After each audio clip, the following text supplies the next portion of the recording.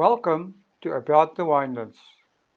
In this show, we will be chatting to influencers and leaders in the wine industry, winemakers, restaurants, and other businesses. Tune in every Wednesday and Friday for our latest episodes. You will find us on YouTube, Spotify, Google Podcast, and Apple Podcast.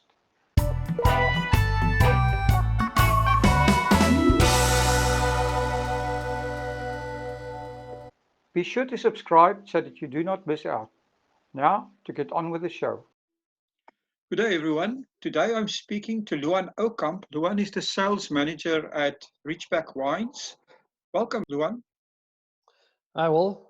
It's great to be on. Thanks for having us. No, it's my pleasure. Tell us a bit about yourself and how you became involved in the wine industry. Yeah, so it actually goes back to the beginning. I was born on a farm. My dad's been in the agricultural industry his entire life. He was a farmer and a winemaker. So I naturally grew up on a farm, and I think that's where the passion actually started. And I always knew I wanted to be in the wine industry. I think just I'm now at the moment in sales. I'm in a different space where I think I would have been, because I actually initiated with winemaking and viticulture. So I started viticulture and enology at Wellington and went on to sort of follow that path. Then a couple of years back, I just decided, well, I think I'm going to be better suited in sales. And about 6 years ago, I actually got into wine sales. I never looked back. So I think this is where I'm going to be spending the rest of my life. Have you been at Ridgeback from the beginning or were you first somewhere else? No, I started with Montpellier and Tilbach. It was actually my very first sales. Before that, I was doing mainly viticulture. Just outside of Paarl. And then I started with Montpellier. I was there for about 4 years and then joined Ridgeback about 2 years ago. Awesome. I see Ridgeback has quite a nice setting with your tasting room and your restaurant there on the water. Can you tell us a bit more about that? Yeah, so obviously, I think I'd like to give just some background on the farm and just we are. That would be awesome. That would be awesome if you can do that. Yes, give us a little bit of history on Ridgeback. Absolutely. Yes. So basically, the farm's been owned by Vernon and Leslie Cole since they bought the farm in the late 1990s. So Vernon was born in Wales. And he moved down to Africa when he was still very small, and sort of he spent his entire life in Malawi and Rhodesia back then, obviously Zimbabwe now. And he was in the tobacco industry. And when he retired, they made a decision to come down to South Africa, and that's where he actually decided to buy a farm and get involved in South Africa. And initially, when he bought the farm back then, it was mostly a fruit farm, or it was all fruit. So they actually came down and had to make a decision on the future of the farm. Are they going to sort of continue farming fruits, which I think financially would have made it much more sense, or are they going to pull the fruits out and sort of start the vineyards and go that route? And I think luckily for us, they decided to pull the fruits out, and pulled out all the fruits. The first vineyards were planted in 1998. The first wine was made in 2000, and sort of the rest went on from there. So I think Vernon now, if he looks back, you can see that I think he came down to South Africa to retire, but I think starting a wine farm is definitely not retirement. It's probably more work. But yeah, that's where it all started. So I think the real success came when we actually, the very first winemaker Ridgeback had was Kathy Marshall. Obviously, I think the people listening to this would all know Kathy's. She was the first winemaker at Ridgeback, and the very first Shiraz that was made on the farm actually won Platter 5-star. And I think that sort of kicked the whole winemaking thing into gear in Ridgeback, because that 5-star initiated the building of the cellar, the building of the tasting room, and everything that followed. So the tasting room and the restaurant that we have now at the moment is basically in one location. So we've got a nice dam. I think anyone who's been to Ridgeback would agree that it's a really nice setting, and it's sort of a bit off the beaten path. But we've got a nice dam there with about 25 different species of waterfowl. So yeah, anything from geese to ducks to swans, and that's sort of the main attraction. And then we've got the restaurant and the tasting room built around it. We've also got a nice piece of grass there with a play park for the kids. So yeah, I think it's a really nice venue to visit, and obviously the setting with the dam and the birds and the waterfalls really really nice. Well, the story just illustrates, like I said, the five-star platter started your whole thing, and that really just illustrates that if from a sales point of view, if you've got a great product, it sells itself, right? Yeah, exactly, and I think that's really what we've been focused on. After Kathy left Ridgeback, Toy, the current winemaker, took over from her. He's actually been with the farm since the inception. He started out as the assistant farm manager, and when Kathy left, he went back to Elsenburg, got his degree in winemaking specifically. And he came back and he became the winemaker of Ridgeback. And I think that's sort of what we've been pursuing ever since then, because the whole focus for us, as you said, is really putting quality over quantity and really pushing what we can do from a terroir perspective and a winemaking perspective on the farm. And I think we're going to get to a couple of questions later where we can expand on that. But yeah, really what we focus on is really quality and consistency in Ridgeback. Well, we can talk about that right now. Your wine philosophy and at Ridgeback, and also give us a little bit of background on some of the wines that you're making.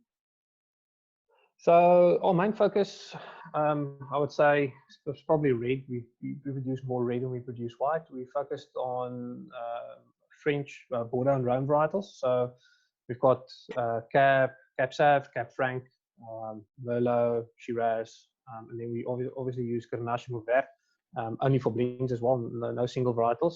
All in all, we've got about a portfolio of about 17 different wines. So we've got quite an extensive portfolio, and that's basically subdivided into two different ranges.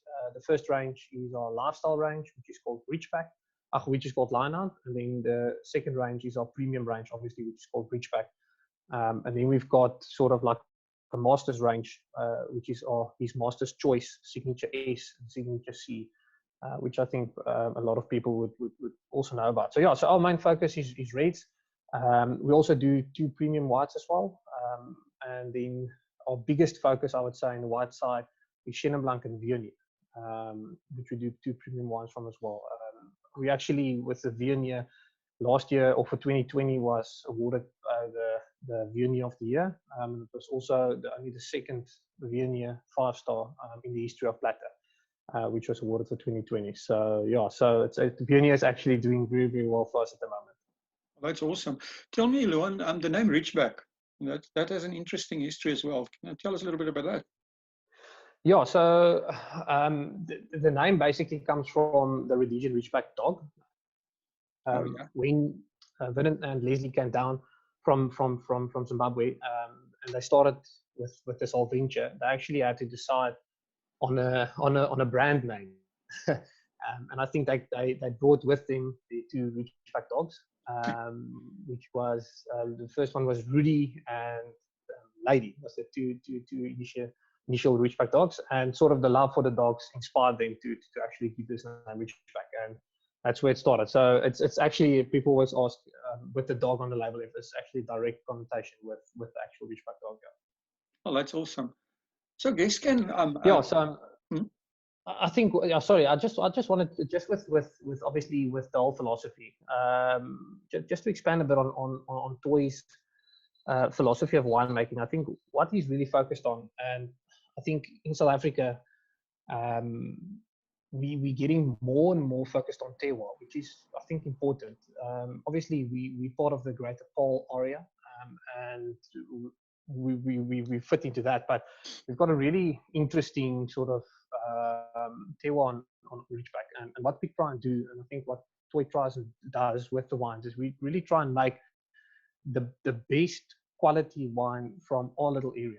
I always tell people that at the end of the day is, I think everyone knows the analogy that if you've got good quality grapes, you can make good wine. If you don't have the quality of the grape, then obviously you cannot produce really good wine. So I always say, I don't think there's something like a bad winemaker, but people always say a bad winemaker can make good wine from great grapes, but a great winemaker cannot make good wine from bad grapes. So that's sort of what we focused on. And to have Toy as obviously the viticulturist and the winemaker is really, really good, because he's always involved since the start with everything that's going on there. And he's the one sort of pulling everything together. So our focus is really, really taking what we've got, the soil, the terroir we've got there, just bring everything together and trying to produce the best quality and consistency wines that we possibly can. So just to give a little bit of insight, we've got mostly the big part of the farm is set sort of at the foot of the Paarl mountain. So part of the grapes are grown higher up the mountain slopes, and we've got a big part of it is soils that's got a lot of sort of fractured granite. That obviously granite's it's sort of accustomed to Paarl mountain, and what it does is basically it doesn't allow for a lot of water retention. So we've got really, really good concentrated red wine going on there. So everything is really concentrated, everything is really terroir driven. And then when it gets into the cellar, it's where it actually goes to a completely next level. Most of the premium wines that we do spends time in oak. So we do wooded wines, but we play around with more second and third fill that we used first fill. Well, obviously that's a discussion for another day, but as I said, Toy is really focused, and his whole approach to winemaking is what we call a minimalistic approach to winemaking, where he tries to guide nature as little, or he wants to interfere as little as possible from the growing of the vineyards to the making of the wine to the final product. And that's sort of his philosophy around it. And all across the board, even with 17 different wines on the wine list, every single product that we produce is really, really quality driven. It's really, really consistency driven. And that's sort of what we want to keep our focus at. Well, that sounds awesome. I'd love to maybe in future talk to you guys again about, we can go into specifics of some wine, because I think our listeners would really be interested in that. It seems that the whole industry looks to be going back to basics, like you said, go back to the soil and, and nature. Yeah, I think it's important. I think it's the trend of the world. We've recently basically taken out all animal byproducts out of our wine as well. So technically, we've got vegan-friendly wines. We're really sustainability focused as well. I think that's just where the whole world is going back to: is how can we be more sustainable? How can we lower our carbon footprint? How can we just sort of contribute to obviously doing our part in that? We recently, also just for interesting information, last year we completed the solar project, where we basically converted 90% of the electricity we use for the cellar has now been converted and comes from solar. So I don't know how many other estates have done that, but we've got basically 90+% from all the energy all the electricity we use from the farm comes from solar now. And that's sort of just, excuse me? No, I just want to say that's actually awesome. Yeah, so I mean, as I say, we've really, and I think that's where people sometimes, I mean, we're a small producer. I think when it comes to size, we're probably more small to medium sized. We only produce probably about 150 to 200,000 bottles a year, which is not that big. I think it sounds like a lot if you're listening to it, but yeah, it's actually not that big. And we really want to try and just do the best that we can with what we've had. And I think one thing that's really sort of stood out for Ridgeback over the last 10, 15 years has really been the consistency.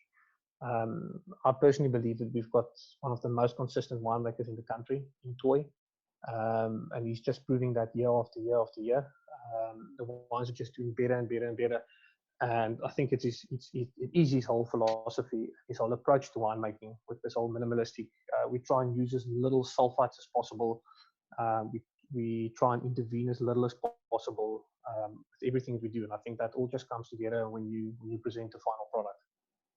Well, the whole thing about sustainability and also the fact that you creating your own electricity, and also the fact that your wines are, not using animal byproducts, which makes it vegan. Just, our whole consumer society seems to be changing, and your millennials are really, the new buyers of the future, and they are interested in this type of stuff.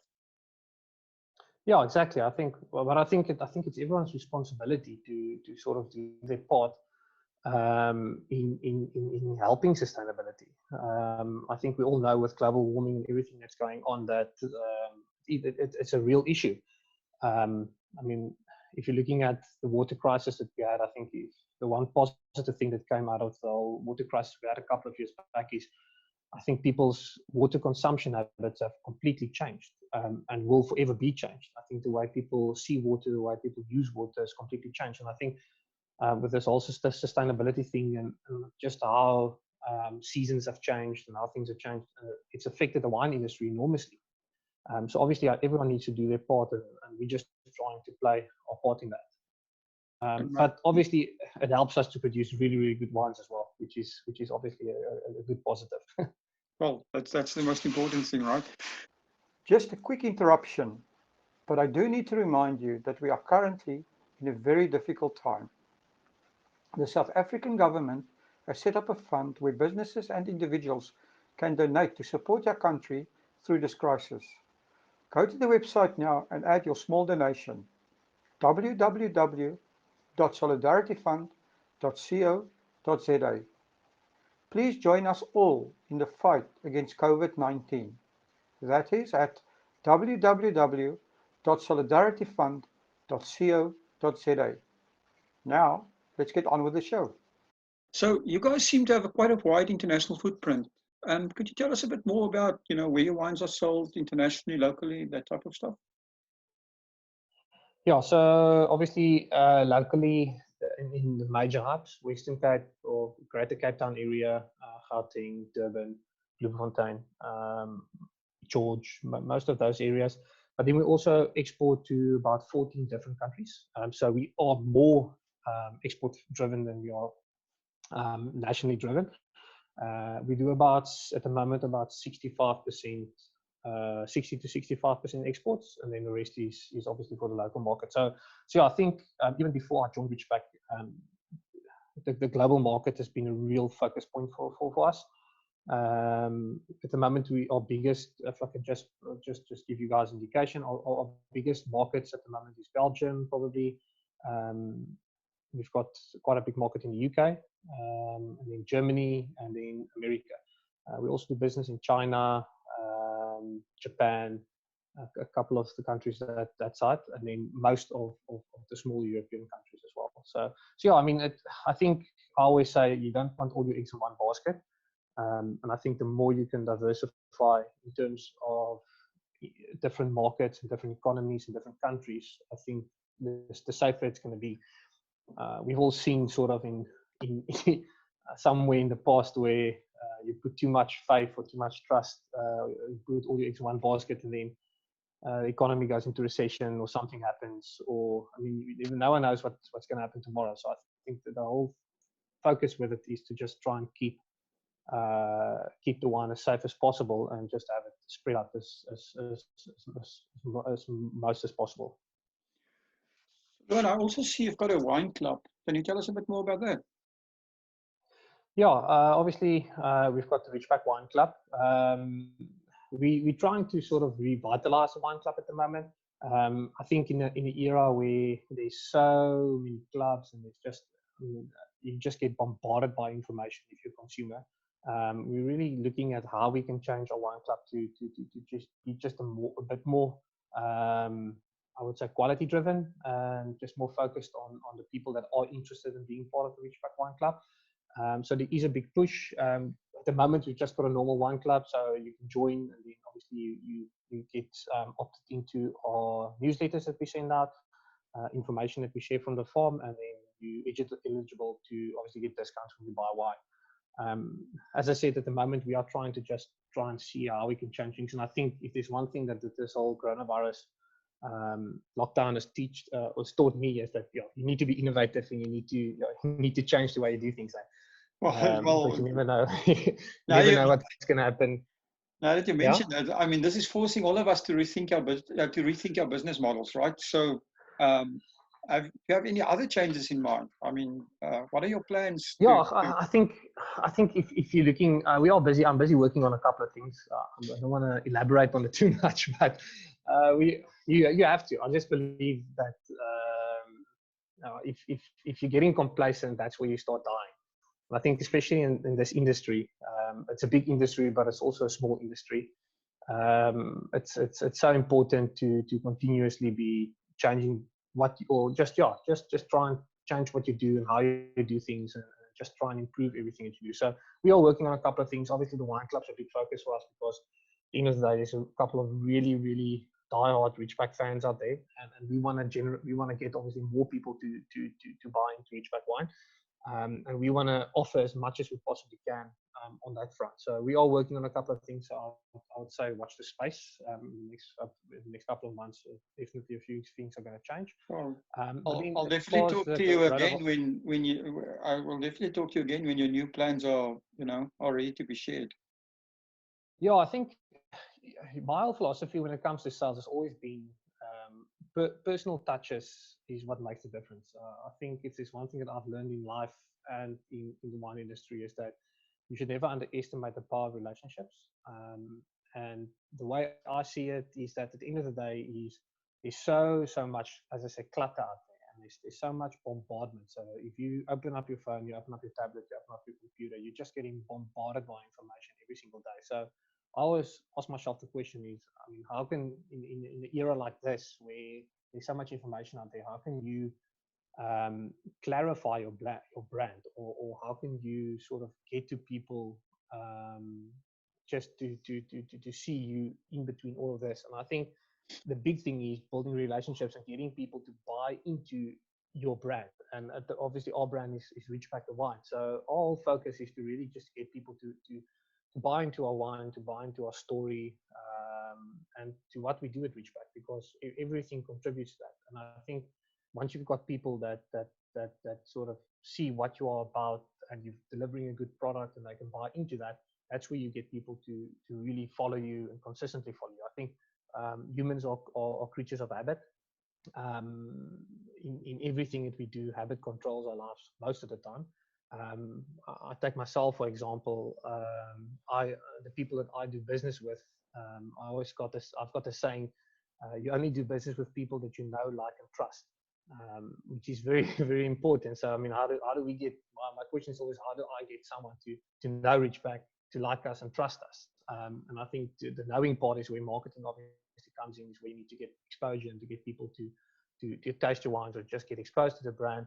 To like it is then obviously the whole packaging and your story and what you stand for, and like with what we're doing with sustainability and what we're doing with that part of it, and the terroir driven wines. And then the trusting part, I think, comes with quality wine, vintage after vintage, year after year. And the more we can deliver on that, the more we can get people to buy into the brand and to continuously support it. And that's sort of where we want to go, because I think, as I said, there's so much wine clubs, there's so much going on out there, and my question is always, how are we going to get people to buy into what we do? I think that's like sort of the steps that I'm trying to follow, and just to work on that and just better that, if it makes sense.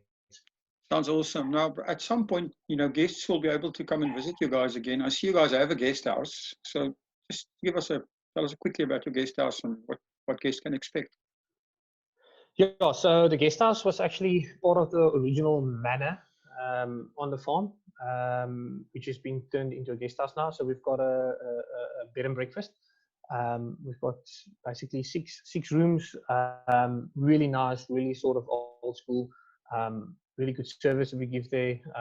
And it's a nice setting, I think, where we set it sort of between the Cape Winelands, just outside of Paarl, close to Wellington, close to the Swartland, very close to the N1, and to all the other parts as well. So it's a really nice setting. It's in between the vineyard, so you get a really nice view there. And then obviously, as I said, just we try and really push on the service side of it. The guest house has got a really nice feel to it. It's sort of got this old Cape Dutch feel to it, but also a very modern feel to it as well. So we, as I said, we're just trying to improve on that as well. It's always interesting to see how people decide where they're going to stay and what they're going to choose when they're deciding. But at the moment, the guest house is doing good, and people are enjoying, getting really good feedback. And there's obviously a nice to have as well when we have international guests visiting us to come and stay there and just experience the full farm. That's amazing. So, Luan, what's the most important thing that you've personally learned from your own wine journey? It's interesting. I mean, I've been in the wine industry. I didn't mention it before, but I've been in the wine industry, as I said, my entire life. Physically been a part of it for more than 10 years now, and it's been a journey. And I think I always say the best is yet to come. But my whole philosophy, and I think if I've got like one motto, it's that a house of greatness is built upon a foundation of sacrifice. And I think, as in anything in life, being in this industry requires a lot of sacrifice. It requires you to more than not give more than you take. And I think in life, I mean, it's the same in life as well. So, I mean, I've really learned persistence. I've really learned sacrifice in this industry. Not in a negative way, obviously, all in a good way. And you always get the reward for it. I think sometimes, especially when you start traveling internationally, you get accustomed to with sales. I mean, I've traveled to certain places and you get there and then a deal that was on the table that should have just been a easy put through. You get there and you travel halfway across the world and then all of a sudden the deal falls just falls through and it doesn't go through. And I think there's a lot of discouragement and there's a lot of difficulty in that, but it's also a part of the life journey. And I think, as with anything, if you want to achieve something great, you need to work hard, you need to sacrifice, you need to be consistent. I think that's what's going to be through. So yeah, I mean, I think if there's something that I've learned, it's just to really persist, to really push hard, to know when to push, to know when not to push, and especially in this industry, it's just your relationships. I think if there's one thing that's sort of like the hidden treasure of the wine industry, I think, well, it's probably any industry, but especially with our industry, it's just really relationships. And if there's one thing that I've learned is that you cannot go far alone. You need people around you. You need customers. You need importers. You need people around you to give you advice and to help you on this journey. And I think if you can build strong relationships and if you can sort of really focus on that, it's something that's going to see you through on the long run. And obviously, we don't want to just be around for 1 or 2 or 3 years. We want to be in this for the next 10, 20, 30, 40, 50 years. And really just growing that. And I think if you look at the brands that's now sort of household established brands in South Africa, those are all brands that went through sort of the same thing. They've just always been there. They've always been persisting. They've always been pushing. And now they're the household brands. So that's one thing. If I can sum it up, that's what I've really learned. Amazing. So can you give us? Yeah. No, it's just. I mean, it's such a fun industry to be a part of. I mean, I think a lot of everyone wants to love what they do, but I think the wine industry is just such a great industry to be a part of. And even with all the struggle, with all the difficulties, I think it's always sort of a silver lining. It's just a phenomenal bunch of people in the wine industry, especially in South Africa. And I mean, internationally, at the moment, the whole brand South Africa has really changed in the last couple of years. There's really a lot going on behind the scenes, and I mean, I can just say it's a really exciting time to be a part of the South African wine industry. And I think it's just going to get better and better and better. So yeah, I mean, it's a really great industry to be a part of. Well, it's awesome that you can love what you do. Can you give us your very own or your favorite wine quote? My favorite wine quote. Yeah, as I said, I don't really have a wine quote, but as I say, just like my favorite quote is just going back to a house of greatness is built upon a foundation of sacrifice. I like that a lot. The one it's been a pleasure. That's like Yeah. my personal quote. So, but yeah, I think there's a lot of wine quotes out there, but I don't want to use something generic. Well, I like your philosophy there. Luan, tell me, you, I mean, it's been a pleasure talking to you. If people want to get hold of you and want to get hold of Ridgeback, where do they find you? Yeah, so we obviously we're on Facebook. You can search for us at Ridgeback Wines and Guest House. We're on Twitter at Ridgeback Wines, and then we're also on Instagram. You can search for us there just at the Ridgeback Wines. And then obviously we've got a website, www.ridgebackwines.co.za. You can visit us there.